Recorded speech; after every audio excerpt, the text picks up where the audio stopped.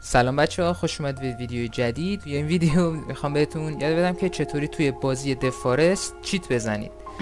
چیت که نه نرم افزاری میخواد نه چیزی میخواد و فقط یعنی خود بازی رمز داره، مثل جی تی ای که رمز میزنیم این بازی هم رمز داره.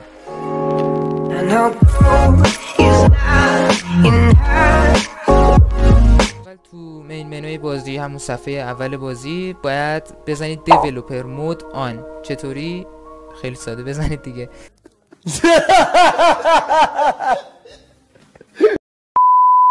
بعد اینتر کنید. حالا F1 رو بزنید. اگه بالای صفحه این نوشته رو دیدین یعنی چیت براتون فعال شده. F1 رو بزنید، دوباره میره.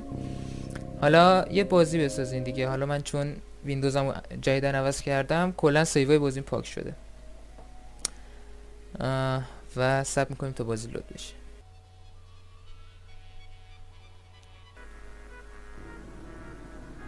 خب حالا تو صفحه اصلی بازی هیچ کار نمیخواد بکنید چون قراره که چیت بزنید. F1 رو بزنید که بالای صفحه کادر بیاد.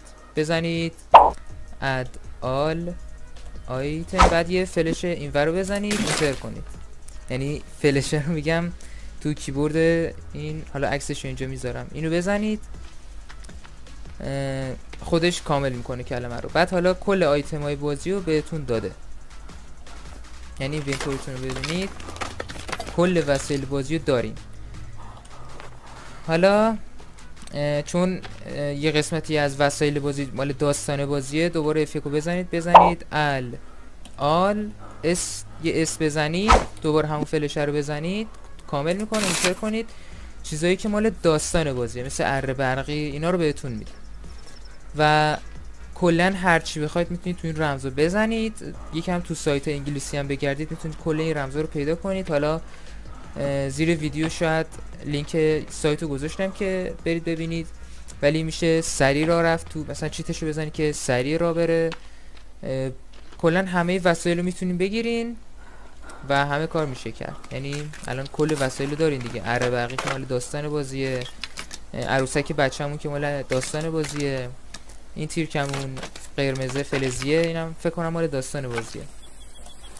کلا دیگه کل وسایل رو میگیرین و دیگه همین دوتا رمزو بزنید دیگه چیتتون فعاله. ولی اینو یادم رفت بگم، یه چیت خیلی باحال دیگه هم هست که اگه اونو بزنید هر وسیله‌ای که میسازین درجه کامل میشه. یعنی اصلا نیاز نیست برین چوب بیارین و اینا. اونم لینکشو میذارم یا خود رمزشو توی ویدیو دیگه بهتون میگم، چون شاید یه ویدیو ساختم که